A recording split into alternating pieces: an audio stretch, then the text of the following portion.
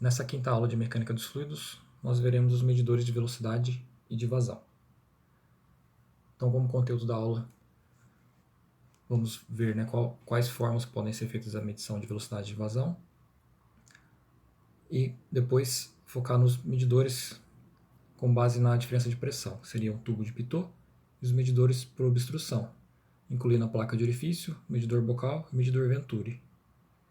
Daí, partindo da equação do balanço de massa e da equação de Bernoulli, nós obteremos as expressões para velocidade e vazão volumétrica e também fatores de correção.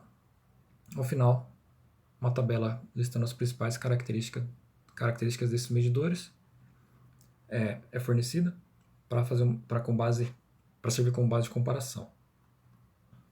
Então, ao final dessa aula, temos como os objetivos entender os principais medidores de velocidade e vazão, dentre os que funcionam por diferença de pressão no escoamento.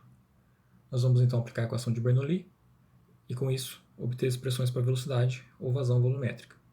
Entender a importância do coeficiente de descarga, que é o fator de correção, uma vez que a equação de Bernoulli é para um escoamento ideal, e nesses medidores existe uma influência da viscosidade, então é necessário um fator de correção. E ao final, vocês vão entender então as principais características desses medidores. Começando então, definindo os medidores de velocidade e de vazão. Então, os medidores de vazão e velocidade, eles têm vários tipos, então varia no nível desde sofisticação, tamanho, custo, a exatidão que você precisa, versatilidade, princípio operacional. Por exemplo, dá para medir então a vazão no modo mais simples, pegando uma mangueira e enchendo um balde de volume conhecido, cronometrando o tempo então que demora para encher tal volume, a gente sabe a vazão. Esse seria um exemplo mais simples, E tem outros modos mais sofisticados que variam até com medições mais aprofundadas na parte física. Por exemplo, propagação de ondas nos fluidos, a resposta que dá a partir da frequência da onda, dá para determinar a vazão, a velocidade do escoamento. Aqui a gente vai trabalhar nessa parte nos dispositivos que utilizam o princípio físico da diferença de pressão entre dois pontos do escoamento, para daí fornecer então a medida de velocidade. A gente já viu lá do balanço de energia mecânica e de Bernoulli, da equação de Bernoulli, que a pressão e a velocidade estão relacionadas dentro da equação, A partir da energia mecânica de cada ponto, a gente consegue relacionar então pressão e velocidade. Então a gente vai ver nessa aula a sonda de Pitot, a sonda estática de Pitot e os medidores de vazão por obstrução. Os três principais são a placa de orifício, o medidor Venturi e o bocal, que a gente vai ver em detalhe então ao longo dessa aula. Então, a sonda de Pitot ou tubo de Pitot tem esse nome em homenagem ao engenheiro Henri de Pitot. Então, dois tipos: sonda de Pitot simples, que tem uma tomada de pressão e um ponto de estagnação. O ponto de estagnação seria o ponto que a velocidade do fluido é nula. Então, o fluido fica estático em um ponto, gerando uma pressão que é medida. E a sonda estática de Pitot, ela tem também uma tomada adicional de pressão. Além da pressão no ponto de estagnação, tem uma tomada de pressão estática. E essa sonda foi desenvolvida por Henri Darcy, que foi um engenheiro importante na área de hidráulica. E também ela é conhecida como nome de Pitot-Darcy. Então, exemplificando aqui os dois, aqui do lado esquerdo a sonda de Pitot simples, que tem então uma tomada de pressão nesse ponto aqui. Então aqui ele vai para o medidor de pressão de estagnação. Isso que pode estar, por exemplo, uma tubulação virada para cima, vai formar então uma coluna de líquido estático com a pressão correspondente à pressão de estagnação. Da velocidade que nesse ponto vai ser zero, então o fluido fica estático dentro do tubo, gerando uma carga de pressão aqui, que é mensurada depois por alguma forma, por exemplo, um piezômetro. Já o tubo de Pitot-Darcy, que seria a sonda estática, além da pressão de estagnação na ponta aqui do pitot da sonda, tem uma tomada de pressão em outro ponto. Então aqui ele já dá uma diferença de pressão entre dois pontos. Com isso dá para medir direto a velocidade com essa sonda aqui. Essa daqui, além então dessa tomada de pressão, precisa de mais uma medição auxiliar. E aqui é uma foto do da sonda, né, do tubo de Pitot. Então aqui é o ponto de estagnação e aqui um exemplo dos outros pontos de tomada de pressão estática.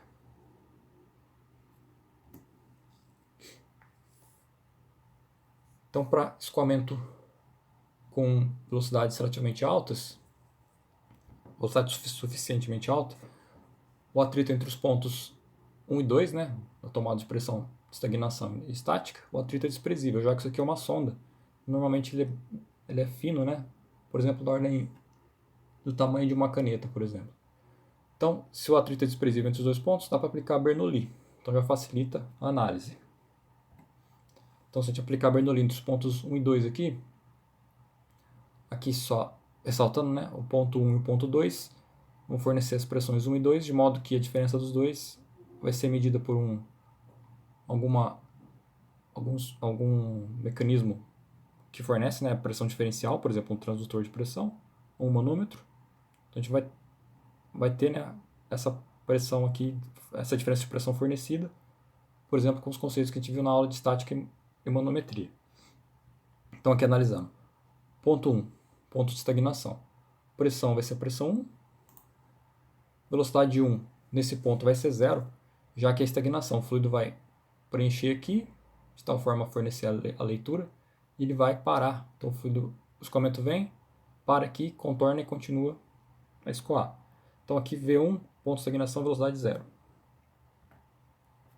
E o Z1 é praticamente igual ao Z2, já que a sonda é bem fina, né, bem estreita. Já no ponto 2, pressão 2 vai ser igual ao P2, velocidade 2 vai ser igual à velocidade do escoamento. Então o escoamento passa ali com a velocidade, já que o equipamento, a sonda de Pitot é bem fina, ela não influencia essa velocidade. Então ela vai medir a velocidade no ponto que ela estiver posicionada. Se estiver próximo da parede, vai medir a velocidade ali. Se estiver mais para o centro do tubo. Então a sonda de Pitot, né, ela mede a velocidade local do escoamento. E o Z2, aquela aproximação igual ao Z1. Então, utilizando a equação de Bernoulli, como é que ela vai ficar simplificada? A gente cancela, né, o V1, que é a velocidade no ponto de estagnação, e como o Z1 é igual ao Z2, eles se cancelam. Então, rearranjando, passando a pressão 2 para o lado esquerdo, fica P1 menos P2, dividido por ρg, igual a velocidade 2, que é simplesmente a velocidade de escoamento, V, dividido por 2g. Aqui a gente omite a barra da média, da velocidade média, porque a velocidade vai ser local. Passando 2g para o lado de lá, e tirando a raiz, a gente fica então que a velocidade vai ser 2 vezes a gravidade, diferença de pressão, dividido por ρg. Aqui dá para cancelar também a gravidade, a gente chega na equação final. Então a velocidade do escoamento vai ser a raiz de 2 vezes a diferença de pressão pela massa específica do fluido. E a diferença de pressão sai então por alguma medição, por exemplo, por manometria. Aqui um exercício para então exemplificar essa aplicação da utilização do tubo de Pitot e da equação de Bernoulli junto com a manometria.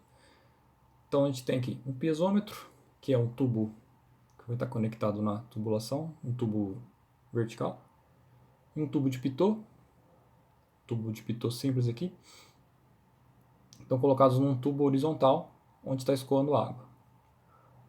Então eles têm o objetivo, né, de medir a pressão estática e de estagnação. A pressão de estagnação, então, ela fornece a pressão estática mais a pressão dinâmica do escoamento, né? O escoamento viesse aqui com uma velocidade e para, então ele consegue fornecer essa medição. Dá para as leituras indicadas nas colunas determinar a velocidade no centro do tubo. Então, o Pitot está exatamente aqui no centro. Então, o que a gente precisa determinar? Velocidade 1, que é a velocidade do escoamento. Como principais hipóteses, né? Escoamento permanente, incompressível, sem atrito. Então, se é sem atrito, a equação de Bernoulli é válida para trabalhar entre os pontos 1 e 2. Note que a velocidade 1, que está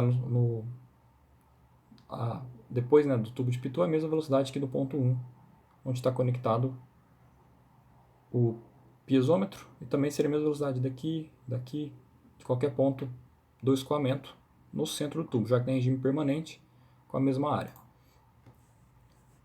Então, analisando aqui ponto a ponto. Ponto 1, Pressão vai ser a pressão naquele ponto. Velocidade 1 é a velocidade de escoamento. Z1 igual a Z2. Está na mesma posição. A gente está considerando na mesma linha horizontal. Ponto 2. Pressão 2 é a pressão no ponto de estagnação. Velocidade 2, velocidade 0, já que é o ponto onde o fluido para. E Z2 aproximadamente igual a Z1. Então, aplicando a equação de Bernoulli, a gente vai ter, né, que o V2 vai ser cancelado e o Z1 e o Z2 novamente cancelado. Rearranjando, agora a gente quer saber V1. Fica, né, V1 vai ser P2 menos P1 dividido por ρg. Novamente, passando o 2G para o lado de lá e simplificando a gravidade, a gente fica com...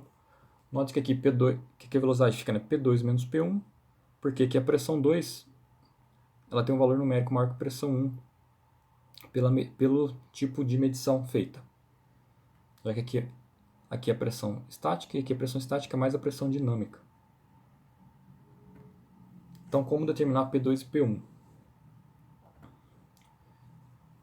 Então, a pressão no ponto 1 e no ponto 2, elas são obtidas por manometria. Então, o que acontece aqui? O fluido passa e o piezômetro que permite, né, que uma coluna vertical seja formada. Aqui o fluido vai estar estagnado. Mesma coisa no tubo de Pitot. Então, se está estagnado, a gente pode aplicar o conceito de pressão estática, pressão hidrostática aqui, para mensurar a pressão dos dois. A pressão aqui vai ser simplesmente a pressão do fluido, da coluna de fluido que está em cima. E aqui a mesma coisa. Já que o ponto 2 é a mesma coisa que o ponto que estivesse aqui na curva, né, do tubo de Pitot, sobe tudo isso daqui. Então a pressão aqui embaixo vai ser o peso dessa coluna total aqui. Então, começando aqui no ponto 1. No ponto 1 a gente vai ter que P1 vai ser ρg do fluido. Qual a altura que tem? Tem esses 3 centímetros mais o 7, o H1 mais o H2. No 2, o que a gente vai ter então? ρg, que é o peso específico do fluido, altura 1, altura 2, altura 3, até chegar lá na interface. Então, note que a gente precisa, né, para a chave 1, a diferença de pressão P2 menos P1. Então, P2 vale ρg, H1, H2, H3, a soma das 3 alturas. P1 vale ρg, altura 1 e 2, somados. Então, fazendo P2 menos P1, note que esse termo aqui vai cancelar esses dois. Portanto, a diferença de pressão 2 e 1, simplesmente a diferença de altura entre a interface do fluido que está no piezômetro e que está no tubo de Pitot. Então, se a gente voltar e substituir na equação V1, como P2 menos P1 vale ρg H3, tem, né, raiz de 2 ρg H3 dividido por ρ. Simplifica o ρ, então só depende da gravidade e da altura 3. Substituindo os valores, 12 centímetros igual a 0,12 metros, então 2 vezes 9,81 da gravidade vezes 0,12, tira a raiz disso, 1,534 metros por segundo. Então essa é a velocidade na posição central do tubo, não é velocidade média, é velocidade local. Então, o tubo de Pitot vai fornecer essa velocidade local. Muitas vezes tem que, quando escoamento, principalmente quando for escoamento laminar, a velocidade vai variar bastante de ponto a ponto. Então, a partir dessa velocidade, com o perfil a gente consegue, por exemplo, depois de integrar, chegar na vazão máxima que está passando ali. Então, o tubo de Pitot vai fornecer velocidade local. Para medir a velocidade média e a vazão direto, a gente tem os medidores por obstrução. Então, eles são fundamentados na teoria de obstrução de Bernoulli. Então, tem uma tubulação de diâmetro D, o escoamento está vindo com um perfil já desenvolvido, vai passar por uma obstrução. Então, ele vem de a área reduzida para Dzinho. Quando a gente reduz a área, o escoamento incompressível, o fluido acelera. Daí, pela obstrução na tubulação, vai correr uma queda de pressão. quando ele passa através do orifício aqui, ele vai formar essas zonas de recirculação, que também, né, gera uma queda de pressão maior ainda que se fosse uma obstrução mais leve, né, mais aerodinâmica, que fornecesse um escoamento mais suave. Aqui a queda de pressão vai ser grande devido a essa obstrução abrupta aqui, então o fluido passa, velocidade alta, aqui tem uma região de pressão menor, acaba recirculando. Então aqui tem algumas linhas de energia que a gente pode analisar. Tem linha de energia total, que é a soma das 3 energias, e tem a linha pesométrica, que é dado pela carga de pressão e da carga de elevação. A linha de energia para escoamento ideal, se fosse escoamento de Bernoulli, ela seria constante, né? Não tem perda de energia no escoamento. Já para o escoamento real, vai ter uma queda contínua devido à perda por atrito. E além disso, pela obstrução, gera essa recirculação, você tem uma queda de pressão, uma perda de carga maior ainda, que gera essa queda aqui na linha, devido então à queda de pressão local na obstrução. Então o parâmetro-chave do projeto de equipamentos de medidores, né, por obstrução é o parâmetro beta, que é a razão entre o diâmetro do orifício da obstrução pelo diâmetro da tubulação. Aqui, a formação dessa zona de recirculação, desse estrangulamento aqui do escoamento é chamado de vena contracta. Então aqui o diâmetro que forma, na verdade, do jato, né, de líquido que está passando aqui dentro, ele é um pouquinho menor do que o diâmetro do orifício, mas dá para aproximar que o diâmetro vai ser desse D2 aqui, né, que seria dessa região aqui, é aproximadamente o próprio diâmetro do orifício, para questões de projeto. Então, como é que a gente vai analisar, né? Como que mede a vazão, então, utilizando esses medidores? A gente vai aplicar, considerar que o escoamento é ideal, e depois corrigir. Se o escoamento é ideal, então a gente pode trabalhar com a equação de Bernoulli entre os pontos 1 e 2. Além disso, para a gente relacionar a velocidade, a gente tem que trabalhar com balanço de massa. Então, vazão masca 1 igual a vazão masca 2. Então, aqui considera tubo de diâmetro Dzão e uma obstrução de diâmetro Dzinho. Então, o ponto 1, antes de chegar na obstrução, e o ponto 2 na obstrução. Então, analisando o balanço de massa, escoamento sempre permanente, vazão 1 igual a vazão 2. A gente abre aqui, né? ρV1 a 1 igual a ρV2 a 2. Como é compressível, massa específica cancelada. Então, a gente abrindo aqui na área, tubo de seção circular, πd ao quadrado sobre 4, e no orifício, πdzinho ao quadrado sobre 4. Aqui a gente vai trabalhar com velocidade média, então a gente usa uma barra em cima da velocidade só para diferenciar. Então, se a gente passar essa área dividindo aqui, a gente vai ter πdzinho ao quadrado sobre 4 dividido por πdzão ao quadrado sobre 4. O π e o 4 são iguais, vão ser cancelados, né? Então a gente tem a razão dos diâmetros, que é a razão entre as áreas, né? Dzão ao quadrado. Lembrando que Dzinho sobre Dzão é o beta, então fica com V1 igual a beta ao quadrado, V2. Então do balanço de massa a gente tem essa relação.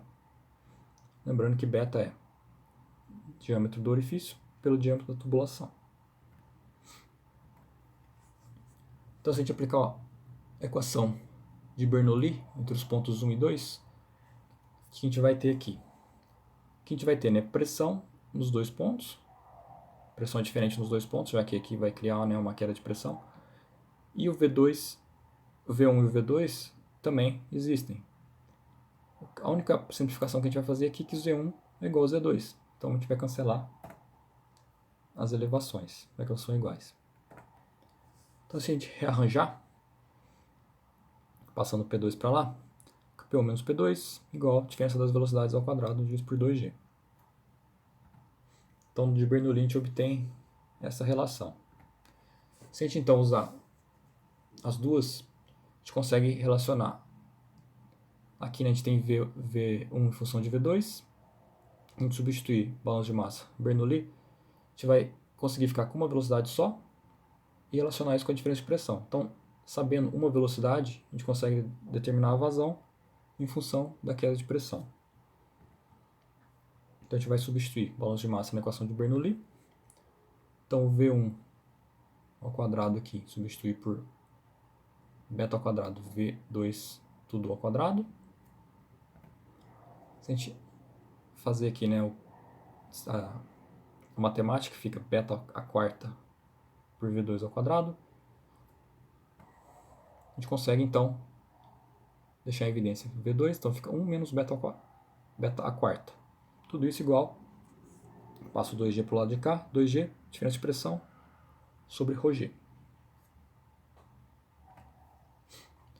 Daí simplificando, gravidade, ela é cortada da análise, e eu passo 1 menos beta a quarta, dividindo.